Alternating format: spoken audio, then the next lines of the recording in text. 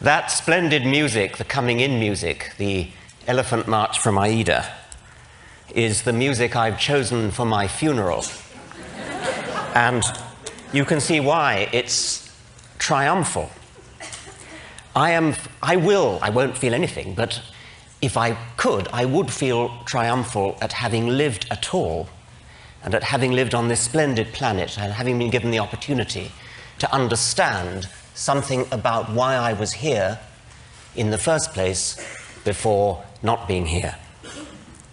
Can you understand my quaint English accent? Okay.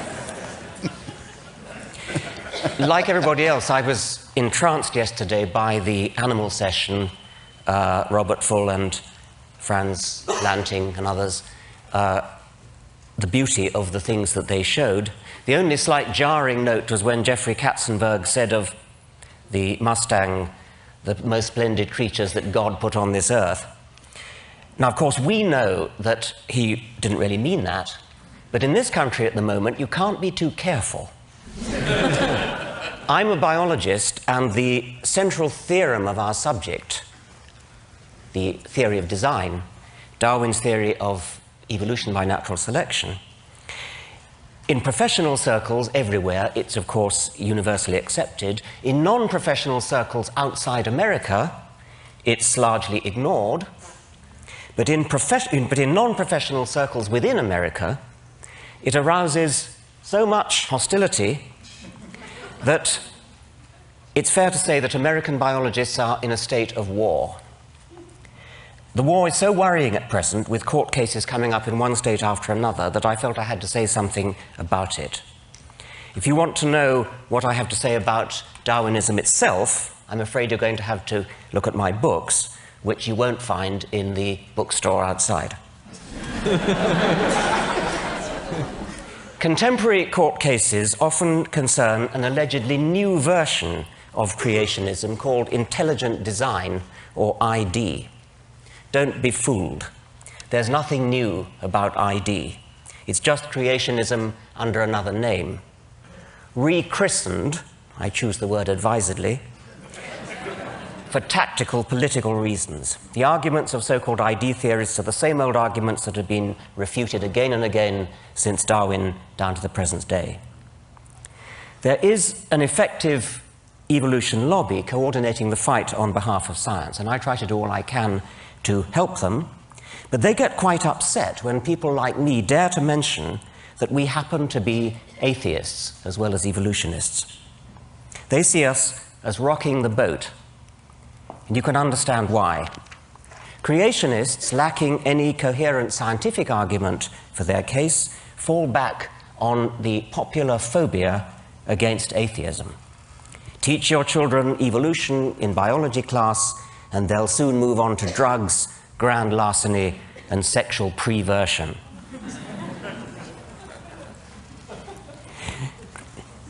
In fact, of course, educated theologians from the Pope down are firm in their support of evolution. This book, Finding Darwin's God, by Kenneth Miller, is one of the most effective attacks on intelligent design that I know, and it's all the more effective because it's written by a devout Christian. People like Kenneth Miller could be called a godsend to the evolution lobby, because they expose the lie that evolutionism is, as a matter of fact, tantamount to atheism. People like me, on the other hand, rock the boat. But here I want to say something nice about creationists. It's not a thing I often do, so listen carefully. I think they're right about one thing. I think they're right that evolution is fundamentally hostile to religion. I've already said that many individual evolutionists, like the Pope, are also religious, but I think they're deluding themselves. I believe a true understanding of Darwinism is deeply corrosive to religious faith. Now, it may sound as though I'm about to preach atheism, and I want to reassure you that that's not what I'm going to do. In an audience as sophisticated as that, as this one, that would be preaching to the choir. No, what I want to urge upon you instead, what I want to urge upon you is militant atheism.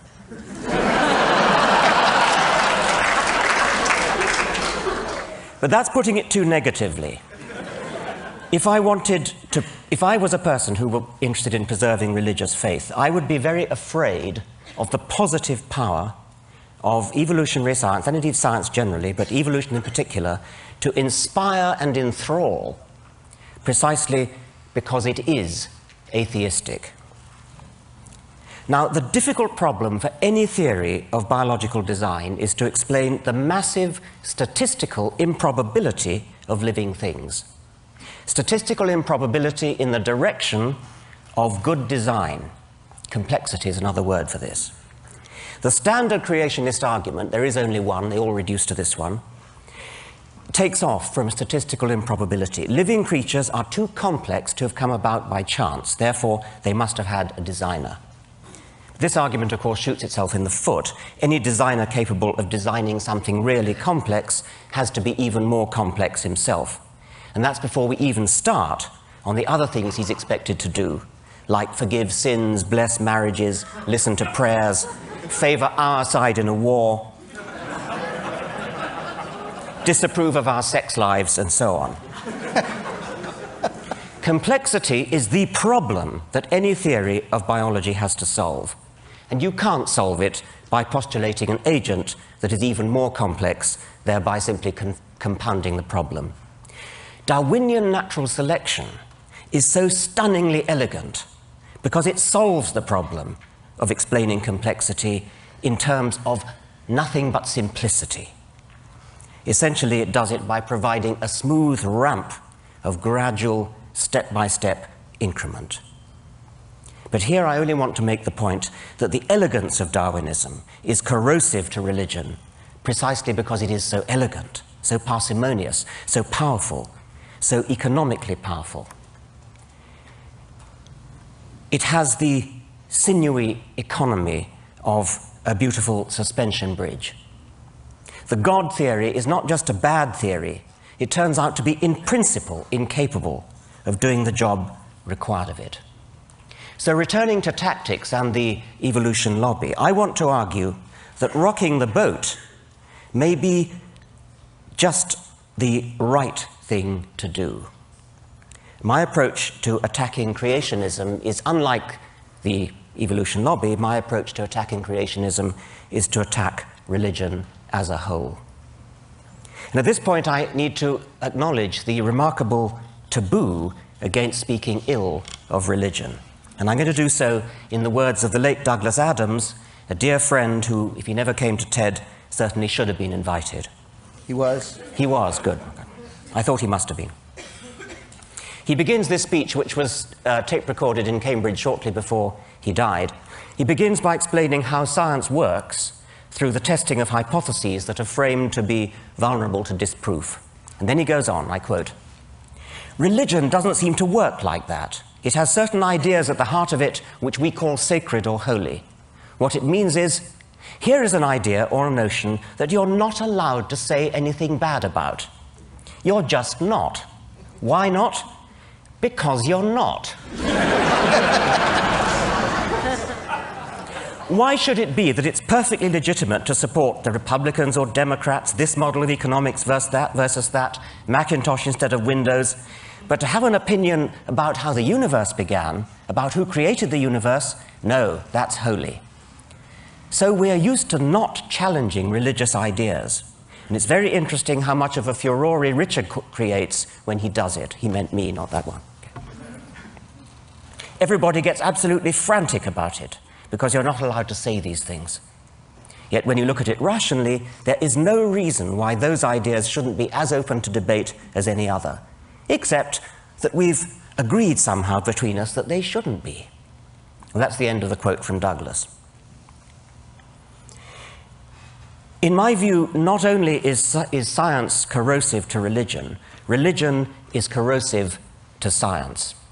It teaches people to be satisfied with trivial, supernatural non-explanations and blinds them to the wonderful real explanations that we have within our grasp.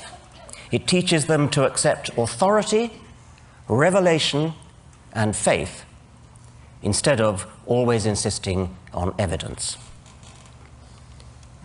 There's Douglas Adams' magnificent picture from his book, Last Chance to See.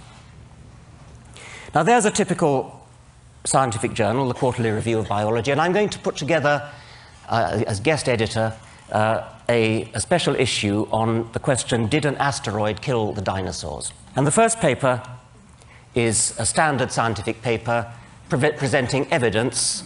Iridium layer at the KT boundary, potassium-argon dated crater in Yucatan, indicate that an asteroid killed the dinosaurs. Perfectly ordinary scientific paper. Now the next one. The President of the Royal Society has been vouchsafed a strong inner conviction that an asteroid killed the dinosaurs. It has been privately revealed to Professor Huxtane that an asteroid killed the dinosaurs. Professor Haldley was brought up to have total and unquestioning faith that an asteroid killed the dinosaurs. Professor Hawkins has promulgated an official dogma binding on all loyal Hawkinsians that an asteroid killed the dinosaurs. That's inconceivable, of course. But suppose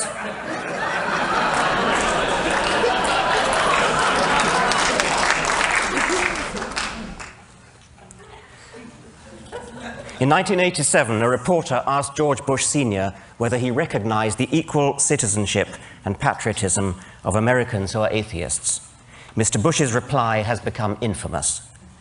No, I don't know that atheists should be considered citizens, nor should they be considered patriots. This is one nation under God. Bush's bigotry was not an isolated mistake blurted out in the heat of the moment and later retracted. He stood by it in the face of repeated calls for clarification or withdrawal. He really meant it. More to the point, he knew it posed no threat to his election. Quite the contrary. Democrats, as well as Republicans, parade their religiousness if they want to get elected. Both parties invoke one nation under God. What would Thomas Jefferson have said? Incidentally, I'm not usually very proud of being British, but you can't help making the comparison.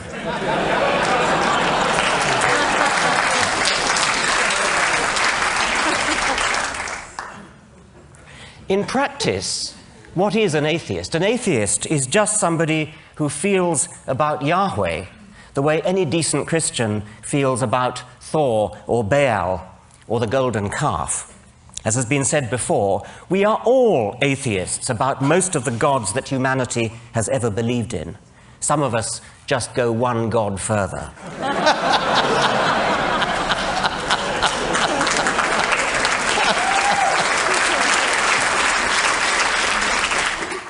And however we define atheism, it's surely the kind of academic belief that a person is entitled to hold without being vilified as an unpatriotic, unelectable non-citizen. Nevertheless, it's an undeniable fact that to own up to being an atheist is tantamount to introducing yourself as Mr. Hitler or Miss Beelzebub. And that all stems from the perception of atheists as some kind of weird, way-out minority. Natalie Angier wrote a rather sad piece in the New Yorker saying how lonely she felt as an atheist. She clearly feels in a beleaguered minority. But actually, how do American atheists stack up numerically? The latest survey makes surprisingly encouraging reading. Christianity, of course, takes a massive lion's share of the population, with nearly 160 million. But what would you think was the second largest group, convincingly outnumbering Jews, with 2.8 million, Muslims with 1.1 million, Hindus, Buddhists, and all other religions put together?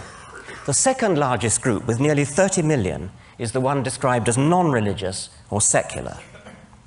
You can't help wondering why vote-seeking politicians are so proverbially overawed by the power of, for example, the Jewish lobby. The State of Israel seems to owe its very existence to the American Jewish vote, while at the same time consigning the non-religious to political oblivion.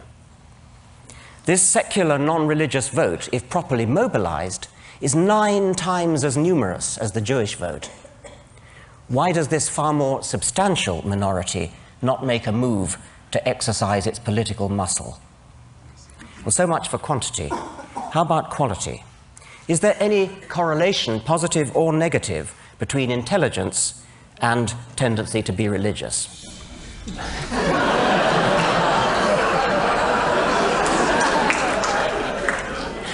The survey that I quoted, which is the ARIS survey, didn't break down its data by socioeconomic class or education or IQ or anything else.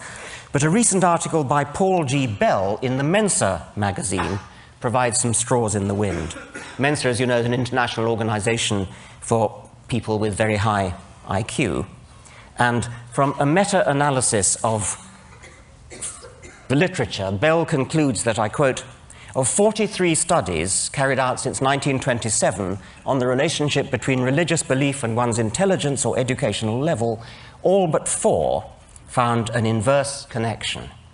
That is, the higher one's intelligence or educational level, the less one is likely to be religious. Well, I haven't seen the original 42 studies, and I can't comment on that meta-analysis, but I would like to see more studies done along those lines. And I know that there are, if I could put a little plug here, there are people in this audience easily capable of financing a massive research survey to settle the question.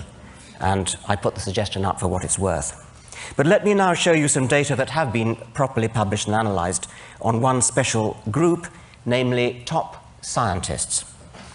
In 1998, Larson and Whittam polled the cream of American scientists, those who have been honored by election to the National Academy of Sciences. And among this select group, belief in a personal God dropped to a shattering 7%. About 20% are agnostic, and the rest could fairly be called atheists. Similar figures obtained for belief in personal immortality. Among biological scientists, the figure's even lower.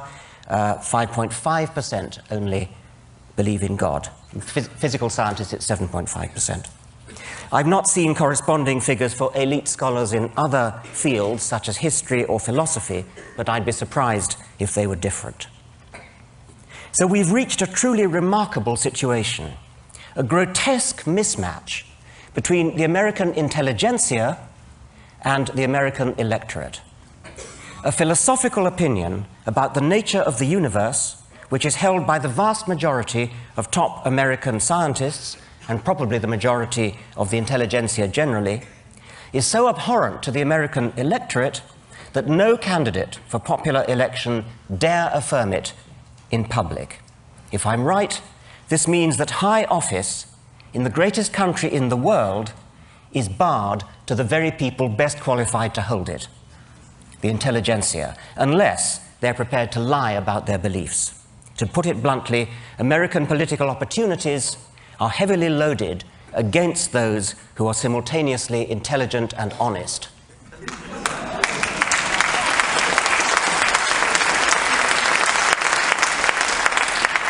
I'm not a citizen of this country, so I hope it won't be thought unbecoming if I suggest that something needs to be done. I've already hinted what that something is. From what I've seen of TED, I think this may be the ideal place to launch it. Again, I fear it will cost money. We need a consciousness-raising, coming-out campaign for American atheists. This could be similar to the campaign organized by homosexuals a few years ago, although heaven forbid that we should stoop into public outing of people against their will. In most cases, people who out themselves will help to destroy the myth that there is something wrong with atheists. On the contrary, they'll demonstrate that atheists are often the kinds of people who could serve as decent role models for your children, the kinds of people an advertising agent could use to recommend a product, the kinds of people who are sitting in this room. There should be a snowball effect, a positive feedback, such that the more names we have, the more we get. There could be non-linearities, threshold effects. When a critical mass has been obtained, there's an abrupt acceleration in recruitment. And again, it will need money. I suspect that the word atheist itself contains or remains a stumbling block. far out of proportion to what it actually means, and a stumbling block to people who otherwise might be happy to out themselves. So what other words might be used to smooth the path, oil the wheels, sugar the pill? Darwin himself preferred agnostic, and not only out of loyalty to his friend Huxley, who coined the term. Darwin said, "I have never been an atheist in the same sense of denying the existence of a God. I think that generally an agnostic would be the most correct description of my state of mind." He even became uncharacteristically tetchy with Edward Aveling. Aveling was a militant atheist who failed to persuade Darwin to accept the dedication of his book on atheism, incidentally giving rise to a fascinating myth that Karl Marx tried to dedicate Das Kapital to Darwin, which he didn't. It was actually Edward Aveling. What happened was that Aveling's mistress was Marx's daughter, and when both Darwin and Marx were dead, Marx's papers became muddled up with Aveling's papers, and a letter from Darwin saying, "My dear sir, thank you very much, but I don't want you to dedicate your book to me," was mistakenly supposed to be addressed to Marx. And that gave rise to this whole myth, which you've probably heard, it's sort of urban myth, that Marx tried to dedicate Capital to Darwin. Anyway, it was Aveling, and when they met, Darwin challenged Aveling. "Why do you call yourselves atheists?" Agnostic, retorted Aveling, was simply atheist writ respectable, and atheist was simply agnostic writ aggressive. But Darwin complained, "But why should you be so aggressive?" Darwin thought that atheism might be well and good for the intelligentsia, but that ordinary people were not, quote, ripe for it, which is, of course, our old friend, the "don't rock the boat" argument. It's not recorded whether Aveling told Darwin to come down off his high horse. But in any case, that was more than 100 years ago. You'd think we might have grown up since then. Now, a friend, an intelligent, lapsed Jew, who incidentally observes the Sabbath for reasons of cultural solidarity, describes himself as a tooth fairy agnostic. He won't call himself an atheist because it's in principle impossible to prove a negative, but agnostic on its own might suggest that God's existence was therefore on equal terms of likelihood as his non-existence. And so my friend is strictly agnostic about the tooth fairy, but it isn't very likely, is it? Like God. Hence the phrase tooth fairy agnostic. Bertrand Russell made the same point using a hypothetical teapot in orbit about Mars. You strictly have to be agnostic about whether there is a teapot in orbit about Mars, but that doesn't mean you treat the likelihood of its existence as on all fours with its non-existence. The list of things which we strictly have to be agnostic about doesn't stop at tooth fairies and teapots, it's infinite. If you want to believe one particular one of them, unicorns or tooth fairies or teapots or Yahweh, the onus is on you to say why. The onus is not on the rest of us to say why not. We who are atheists are also a-fairists and a-teapotists. But we don't bother to say so. And this is why my friend uses tooth fairy agnostic as a label for what most people would call atheist.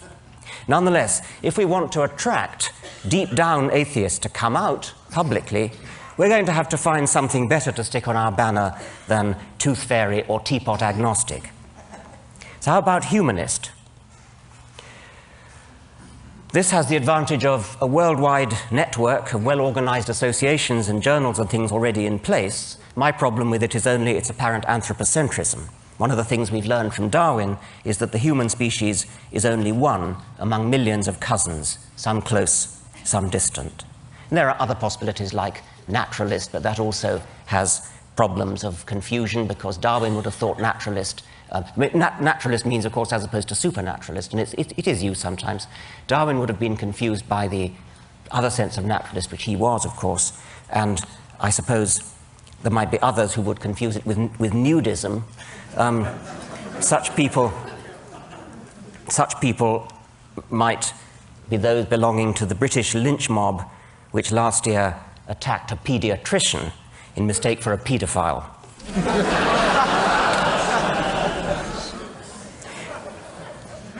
I think the best of the available alternatives for atheist is simply non-theist. It lacks the strong connotation that there's definitely no God, and it could therefore easily be embraced by teapot or tooth fairy agnostics. It's completely compatible with the God of the physicists. When atheists like Stephen Hawking and Albert Einstein use the word God, they use it, of course, as a metaphorical shorthand for that deep, mysterious part of physics which we don't yet understand.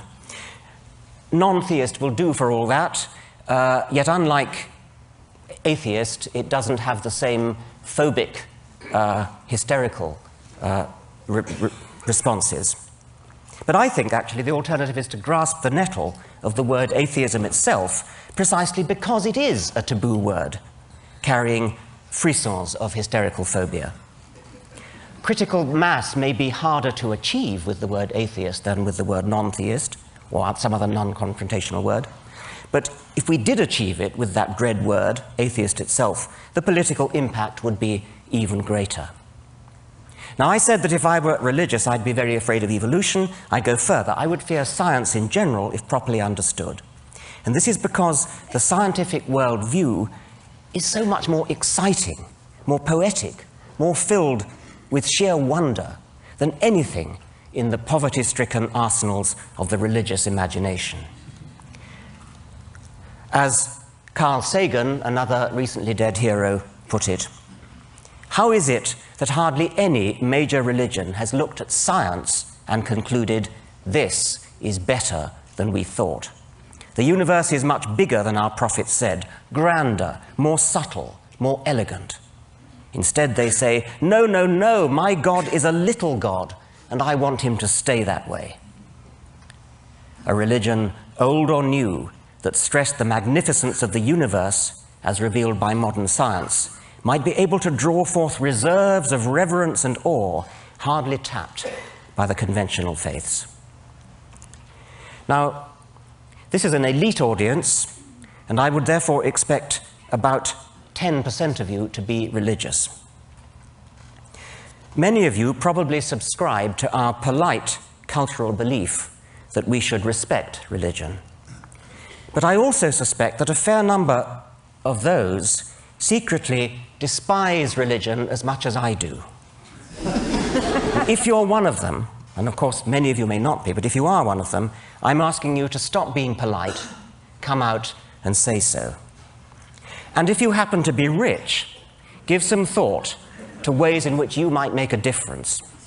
The religious lobby in this country is massively financed by foundations, say nothing of all the tax benefits, by foundations such as the Templeton Foundation and the Discovery Institute. We need an anti-Templeton to step forward. If my books sold as well as Stephen Hawking's books, instead of only as well as Richard Dawkins' books, I'd do it myself. People are always going on about, how did September the 11th change you? Well, here's how it changed me. Let's all stop being so damned respectful. Thank you very much.